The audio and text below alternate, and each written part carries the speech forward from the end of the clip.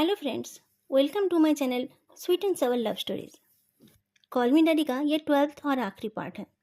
जो सोचकर मैंने इस फैन फिक्शन को शुरू किया था वो ऐसा हो नहीं पाया। ये स्टोरी कुछ कुछ जगह पर बोरिंग भी हो गई थी। आप लोगों में से बहुतों ने फिर भी इसे पसंद किया है और मेरे हौसला बढ़ाया है। आप लोगों को और बोर ना करके मैं इस फैन फिक्शन को आज एक हैप्पी एंडिंग के साथ कंप्लीट कर दे रही हूँ। जियान सिंह की बातों से हर्ट होकर जो कोमा में गया था वो वोइंग था, पर कोमा से जो निकल कर आया वो वुक्शिया है।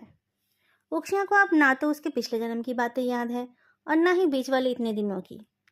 कोमा से निकलकर वो सोच रहा था कि अब वो अपना 19th बर्थडे लानवांग जी के साथ बिताएगा, पर उसे पता चला कि उसका 19th बर्थडे ऑलरेडी पार हो गया है। ये ठीक नहीं है, मैं इतने दिनों से कैसे बेहोश रह गया। मुझे अपना बर्थडे आपके साथ मनाना था, वुक्शिया ने कहा। अगला वाला मना लेना, लानवांग जी ने मुस्कुरा कर कहा। पर मुझे तो मेरा हर एक बर्थडे आपके साथ मनाना है, वुक्शिया ने कहा। जैसा तुम चाहोगे वैसा ही होगा, लानवांग जी ने कहा। कैसे होगा, ये वाला तो मैंने मिस कर दिया ना, वुक्शिया ने कहा। मिस नहीं किया, मैं उस दिन तुम्हें डिनर के लिए ले गया था, लानवांग जी ने उसे फोटो दिखाया। वुक्शिया लानवांग जी के फोन में फोटोज देखने लगा। सच में उसके बर्थडे के दिन वो लानवांग जी के साथ डिनर कर रहा था। मैं इतने दिनों से कोमा में नहीं था, तो मुझे ये सब याद क्यों नहीं है, और मैं आज कोमा से क्यों उठा हूँ, वुक्शिया ने पूछा। मैं तुम्हें ये सब बताऊंगा, कुछ नहीं छुपाऊंगा। तुम्हें मुझ पर भरोसा है ना? और तुम्हारी मॉम और चीजू भी तुम्हें सब बताएंगे। कुछ चीजें तुम्हें अपने दोस्तों से भी पता चल जाएगा, लानवांग जी ने कहा। तो किसी वजह से मेरी मेमोरी लॉस हुई है, वुक्शिया ने पूछा।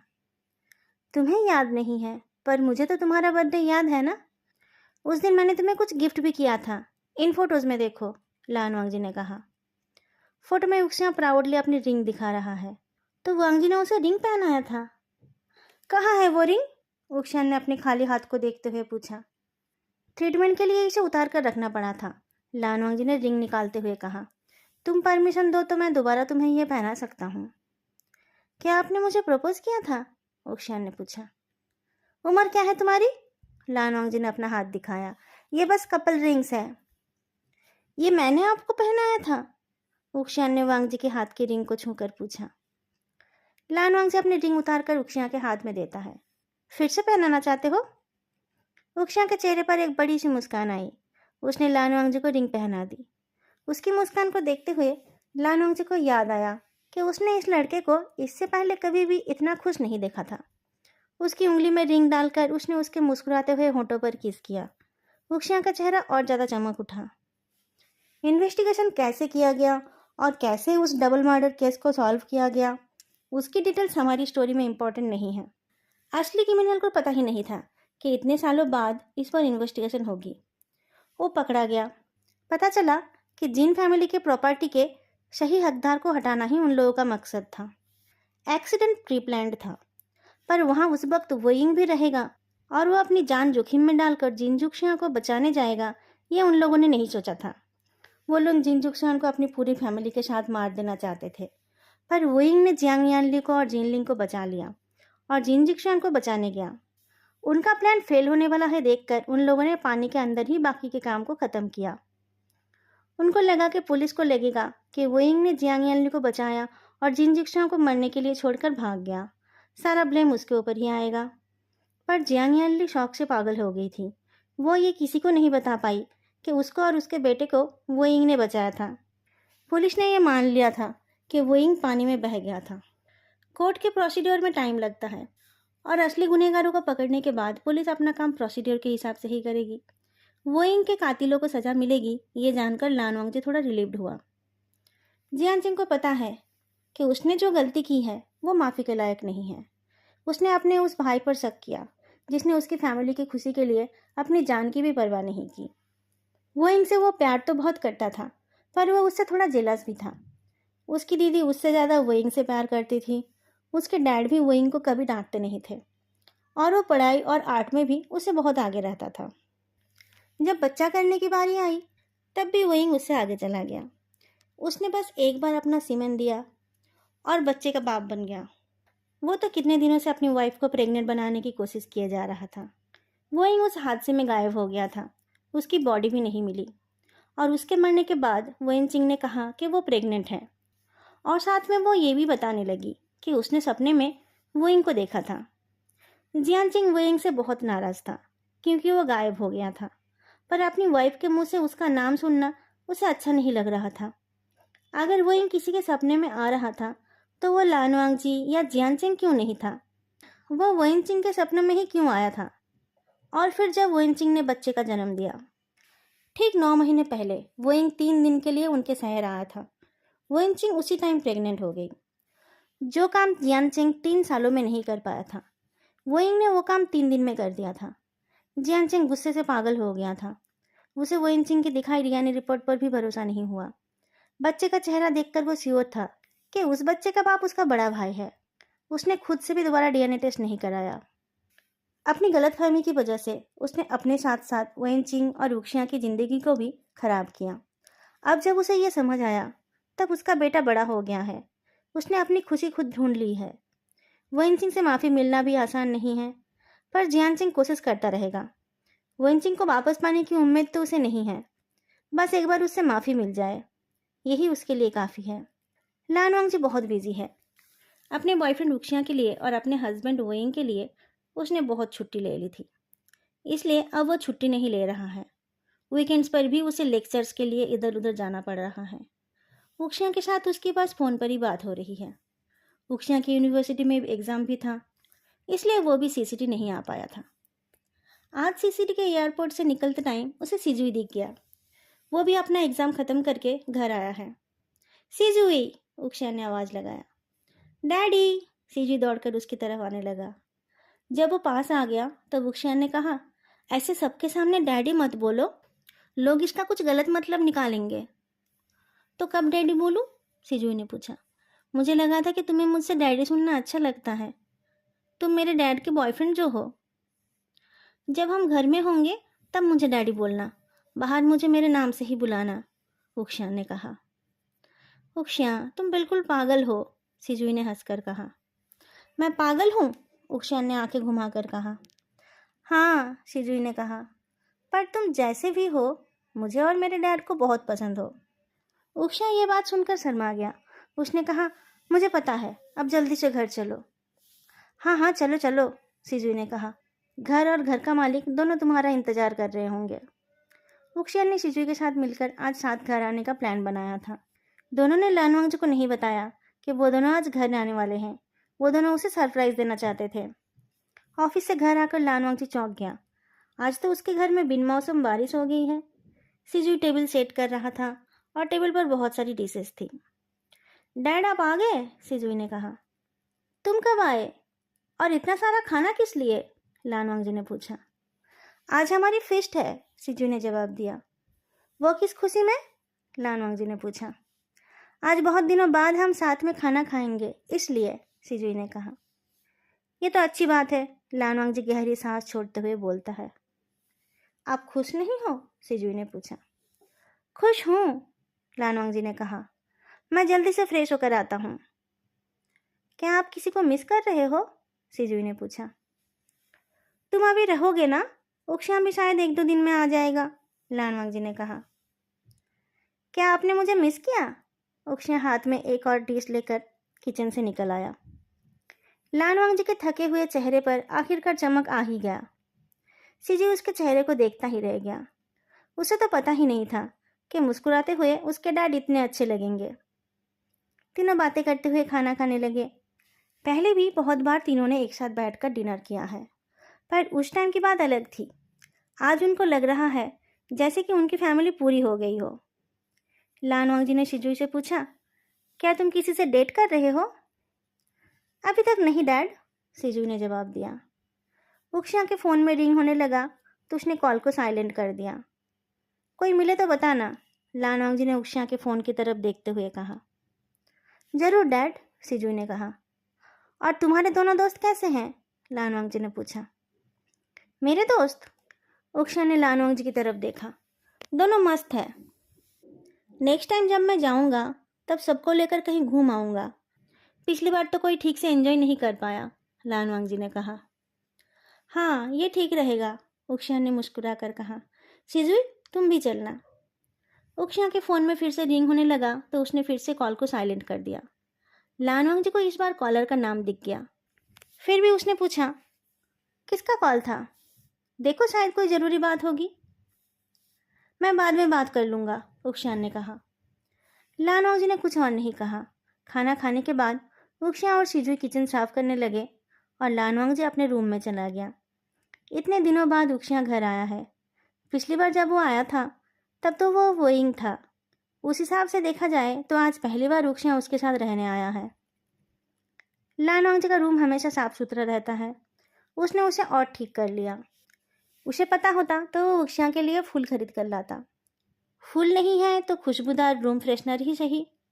वैसे तो उक्षिया हमेशा उसके सीने पर सर रखकर ही सोता है, फिर भी उसने उसके लिए एक तकिया लगा दिया। पर बहुत देर बाद भी उक्षिया नहीं आया। बर्तन और किचन साफ करने में टाइम तो लगेगा, पर इतना टाइम नहीं लगना चाहिए। बेटा घर में है, उसके सामने लानवांगजी अपने आप को लालची दिखाना नहीं चाहता है, पर अब उससे और इंतजार नहीं हो रहा है। इतना टाइम हो गया है, पर अभी तक उसे उक्षिया को गले लगाने का भी मौका नहीं मिला। तुम मेरे रूम में क्या कर रहे हो? सिजुई ने उक्षिया से पूछा। किचन में काम खत्म करने के बाद जब सिजुई अपने रूम में गया तब उक्षिया भी उसके पीछे पीछे उसके रूम में पहुंच गया। तो मैं कहाँ जाऊंगा? उक्षिया हैरान होकर बोलता है। तुम उस रूम में जाओ ना, डैड के पास, सिजुई ने कहा। अभी मैं उस रूम में नहीं जा सकता, उक्षिया ने शर्मा कर कहा। क्यों नहीं जा सकते? तुम डैड से शादी करने वाले हो ना? सिजुई हैरान होकर पूछता है। क्या तुम दोनों में लड़ाई हुई है? कोई लड़ाई नहीं हो सकती हमारे बीच। मैं तुम्हारे डैड से शादी करके ही रहूंगा, उक्षिया ने कहा। तो जाओ उनके पास, वो तुम्हारे लिए वेट कर रहे होंगे, सिजुई ने कहा। उन्होंने मुझे नहीं बुलाया तो मैं कैसे उनके रूम में जा सकता हूँ? उक्षिया ने पूछा। मैं तो पहले उसी रूम में रहता था। क्या अब मेरे यहाँ रहने से तुम्हें प्रॉब्लम होगी? क्या तुम्हें रात को किसी से बात करनी है? किसी से बात नहीं करनी, सिजुई ने कहा। पर डैड खुद से नहीं बुलाएंगे तो तुम उनके रूम में नहीं जाओगे? नहीं, उक्षिया ने गर्दन हिलाया। उसने लानवांगजी से वादा किया है कि जब तक न लानवांगजी खुद उसे पास बुलाएंगे तब तक वह उसे सीडूस नहीं करेगा। अब रात को एक बेड पर लेटकर उक्षिया अपने आप को कैसे संभालेगा? वो ना चाहते हुए भी लानवांगजी के पास चला जाएगा। अच्छा, तो सो जाओ यहीं पर, सिजुई बोलता है। सिजुई, उक्षिया कुछ बोलने गया तो उसके फ़ोन में फिर से रिंग होने लगा। सिजुई, तुम प्लीज़ मेरी दोस्त मिया मिया से एक बार बात कर लोगे? वो बहुत अच्छी लड़की है, उक्षिया ने कहा, और वो तुम्हें बहुत लाइक करती है। पर मिया मिया तुम्हारी फ्रेंड है। तुम मेरे पापा बनोगे तो तुम्हारी दोस्त से मैं कैसे डेट करूँगा? सिजुई ने पूछा। जैसे तुम्हारे डैड मुझसे डेट कर रहे हैं, मैं भी तो उनके बेटे का दोस्त हूँ ना। अब जल्दी से बात कर लो, कहकर उक्षिया ने अपना फ़ोन सिजुई को पकड़ा दिया। दोनों अच्छे से बात कर पाए इसलिए वो बैल्कनी में जाकर खड़ा हो गया। मिया मिया से थोड़ी देर बात करके सिजुई ने उसे अपना नंबर दे दिया। फिर उक्षिया का फ़ोन ले जाकर उक्षिया को पकड़ा दिया। उसने तुम्हें अपना नंबर दिया है? ये तो अच्छी बात है, उक्षिया ने मिया मिया से कहा। अब से उसी को कॉल कर लेना, वो बेटा है मेरा। अब से उससे बात करने के लिए मेरे फ़ोन पर कॉल मत करना। लानवांगजी अपने रूम से निकलकर उक्षिया को ढूंढने जा रहा था। उसे बैल्कनी से हंसी की आवाज़ आई। बैल्कनी के पास जाकर उसे उक्षिया की आवाज़ सुनाई दी। अरे, उस टाइम हम डिनर के लिए बैठे थे। तुम्हें तो मैंने कहा था कि मैं ठीक टाइम देखकर तुम्हें कॉल कर लूँगा, पर तुम्हें तो एक पल का चैन नहीं है। लानवांगजी को समझ आ गया कि उक्षिया मिया मिया से बात कर रहा है। मिया मिया ने कुछ कहा तो उक्षिया बोल उठा, अरे ऐसी कोई बात नहीं है, मैं मिस्टर लान के रूम में नहीं, सिजू के रूम में सोने वाला हूँ। लानवांगजी को पता है कि ऐसे किसी की बात नहीं सुननी चाहिए, पर चलो अब फ़ोन रखो, गुड नाइट, कहते हुए उक्षिया बैल्कनी से अंदर आ गया और अंदर आते ही उसका सामना लानवांगजी से हो गया। मिस्टर लान, आप सोए नहीं? उक्षिया ने पूछा। मुझे तुमसे कुछ बात करनी है, तुम मेरे साथ मेरे रूम में चलो, लानवांगजी ने कहा। उक्षिया रूम के अंदर जाकर खड़ा हो गया। बेड की तरफ नज़र पड़ते ही उसे वो तीनों रात याद आ गई। उस टाइम वो बेशरम की तरह खुद इस बेड पर आ जाता था। तब तो लानवांगजी के साथ उसका कोई रिश्ता भी नहीं था, पर अब लानवांगजी के बॉयफ्रेंड होकर भी वो उस बेड पर नहीं जा सकता। लानवांगजी बेड पर जाकर बैठा। तुम्हें मुझसे कुछ कहना नहीं है? है, उक्षान ने कहा। तो कहो, मैं सुन रहा हूँ, लान वांगजी ने कहा। मैंने आपको बहुत मिस किया, mister Lan. I love you so much, उक्षान ने कहा। तुमने मुझे इतना मिस किया कि मुझसे मिलने के इतने देर बाद भी मेरे पास नहीं आए, लान वांगजी ने कहा। मियाँ मियाँ से बात कर रहे थे ना? क्या तुम उसे मुझसे ज़्यादा मिस करते हो? मिस्टर लान, तुमने कहा था कि वो बस तुम्हारी दोस्त है, लान वांगजी ने कहा। वैसे वो सुंदर है, यंग है, मुझसे ज़्यादा अट्रैक्टिव है। मिस्टर लान चुप हो जाइए, उक्षा बोल उठा। वो सिजुई को लाइक करती है। सिजुई को लाइक करती है? तो तुम्हें क्यों बार बार कॉल कर रही थी? लान वांगजी ने पूछा। क्योंकि मैंने उसे सिजुई का नंबर नहीं दिया था। अब सिजुई ने खुद उसे अपना नंबर दे दिया है। अब से वो उसी को कॉल करेगी, उक्षान ने कहा। ओह, लान वांगजी ने कहा। आप भी कैसे हो? उक्षा मुस्कुराकर बोलता है। किसी से भी जेलस हो जाते हो। तुमसे तो अच्छा ही हूँ मैं, कहते हुए लान वांगजी उठकर आया। फिर बेडरूम के डोर को लॉक करके उक्षा को बाहों में खींच लिया। उक्षा को पता है कि उसे ज़्यादा कुछ नहीं मिलने वाला है, पर लान वांगजी के होठों को टेस्ट किए बिना उसे रात को नींद नहीं आने वाली थी। लान वांगजी से होठ मिलते ही उसने लान वांगजी को टाइटली पकड़ लिया। लान वांगजी मेकआउट करते हुए उक्षा को बेड के पास ले गया। जैसे ही उसने उसे बेड पर धकेला, उक्षा बोल उठा। मैं आपको सीड्यूस नहीं कर रहा था। क्यों नहीं कर रहे थे? लान वांगजी उसे देखते हुए पूछता है। मैंने आपसे वादा किया था ना कि जब तक ना आपको मेरे प्यार पर भरोसा होगा तब तक मैं आपको सीड्यूस नहीं करूँगा। इसलिए मैं इस रूम में नहीं आ रहा था। मैं जाकर सीजू के रूम में सो जाता हूँ, उक्षा उठकर बैठते हुए बोलता है। लान वांगजी उसके पास बैठकर उसका हाथ पकड़ता है। आई एम सॉरी उक्षा, मैंने तुम्हें एक बात नहीं बताई है। कौन सी बात? उक्षान ने पूछा। लान वांगजी थोड़ा हेजिटेट करते हुए बोलता है। तुम्हें जिस टाइम की बातें याद नहीं है, उस टाइम आप अपने हस्बैंड वोइंग के साथ थे, तो आपने उनके साथ वो सब किया होगा जो आप दोनों पहले किया करते थे, और उस काम के लिए आपने मेरी बॉडी को ही यूज़ किया, और आप कर भी कह सकते थे। तो आज आप फिर से मेरी बॉडी के साथ वो सब करना चाहते हो? उक्षा अपने कपड़े उतारने लगा। नहीं उक्षा, लान वांगजी ने उसका हाथ पकड़ लिया। मेरा वो मतलब नहीं था। मैं तुम्हें ये बोलना चाहता था कि मैंने तुम्हें बहुत पहले ही अपना लिया है, तभी तो तुम्हें मैंने ये रिंग पहनाया है। ये रिंग भी तो आपने वोइंग को पहनाया था, मुझे नहीं, उक्षान ने कहा। ऐसा नहीं है, उस दिन तुम्हारा बर्थडे था, हम तुम्हारा बर्थडे सेलिब्रेट कर रहे थे। मैंने तुम्हें ये रिंग इसलिए पहनाया था ताकि तुम्हें ये पता चले कि मुझे तुम्हारा बर्थडे याद था, लान वांगजी ने कहा। उक्षा लान वांगजी के गले में अपनी बाहें डालकर बोलता है। मैं आपसे बहुत प्यार करता हूँ। क्या आपको मुझसे प्यार है, या फिर आप इस चेहरे से और इस बॉडी से प्यार करते हैं, या फिर आप मुझसे इसलिए प्यार करते हो क्योंकि मैं वोइंग का रीइंकार्नेशन हूँ? उक्षा, मैं तुम्हें कैसे समझाऊं, लान वांगजी ने कहा। जब मुझे ये पता नहीं था कि तुम मेरे वोइंग ही हो, तब भी मैं तुमसे इतना ही प्यार करता था। तुम्हें शायद याद नहीं है, मैं तुम्हें अपना बॉयफ्रेंड सोचने लगा था और तुमसे शादी करने का सपना देख रहा था। उस टाइम तुमने मुझे ठुकराया था। तुमने कहा था कि मैं तुम्हारे लिए ठीक नहीं हूँ। तुमने कहा था कि मैं बूढ़ा हूँ। मैंने कब आपको बूढ़ा कहा? मुझे आपसे प्यार है, आपकी उम्र क्या है उससे मुझे कोई फ़र्क नहीं पड़ता, उक्षान ने कहा। मुझे भी तो तुमसे प्यार है, लान वांगजी ने कहा, और तुम बेकार में ही वोइंग से जेलस होते हो। तुम्हें कुछ याद नहीं है, इसलिए तुम्हें पता नहीं है कि तुम और वो कोई अलग इंसान नहीं हो। मेरा उससे प्यार करना तुमसे ही प्यार करना है, और मेरा तुमसे प्यार करना भी उसी से प्यार करना है। उक्षान ने कुछ और नहीं कहा। लान वांगजी के कंधे पर अपना फेस छुपाकर वो लान वांगजी की बातें सुन रहा था। सच ही तो कहा है लान वांगजी ने। अपने हस्बैंड के लिए वोइंग की चाहत की वजह से ही तो वो पैदा हुआ है, नहीं तो उसे इस मिडिल एज इंसान से इतना प्यार क्यों होता? उसने लान वांगजी को और टाइटली पकड़ लिया। लान वांगजी ने उसका पीठ थपथपाया। जाओ, आप जाकर सो जाओ। सीजे को भी कहना कि वो ज़्यादा देर तक मियाँ मियाँ से चैट ना करता रह जाए।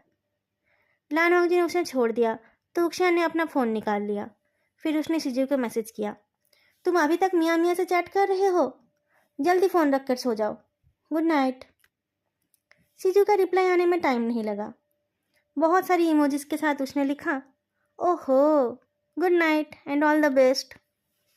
उक्षांग उसके बेड पर ही लेट रहा है देखकर लानवांग जी ने पूछा, तुम यहीं सो रहे हो? और कहाँ सोऊंगा? यही तो मेरा बेडरूम है। 20 साल से ज़्यादा हो गया है मुझे आपसे दूर रहते रहते। अब मैं आपसे और दूर नहीं रहना चाहता। उक्षांग दूसरी तरफ मुड़कर सोते हुए बोलता है, मेरे पास रहना है तो मुझसे चिपक कर रहना पड़ेगा। मैं इन कपड़ों को भी हमारे बीच अलाउ नहीं करूँगा। लानवांग जी ने उक्षांग को अपनी तरफ घुमाया। उक्षांग ने कोई कंप्लेन नहीं किया। लानवांग जी का उसकी बॉडी को लेकर खेलना उसे अच्छा लगने लगा। लगभग 1.5 साल बाद आज वो फिर से लानवांग जी के साथ एक हो रहा है। इस बार उसे पिछली बार से बिल्कुल अलग महसूस हुआ। पिछली बार उसे यह रिश्ता टेम्पररी लगा था, पर अब वो जान गया है कि लानवांग जी के साथ उसका रिश्ता जन्मों का है। लानवांग जी भी पिछली बार थोड़ा संभल कर प्यार कर रहा था, क्योंकि उस टाइम वो श्योर नहीं था कि उक्षांग को वो कितना खुश कर पाएगा। पर अब वो श्योर है कि उक्षांग सिर्फ उसको पाकर ही खुश हो सकता है। उसके पास आने के लिए उक्षांग ने बहुत कुछ किया है। अब उसे खुश रखना लानवांग जी का काम है। लानवांग जी जानता है कि उक्षांग के बुढ़ापे के दिनों तक वो उसके साथ नहीं रह पाएगा, पर वो जब तक जिएगा तब तक उक्षांग की जिंदगी में खुशियां भरने की कोशिश करता रहेगा।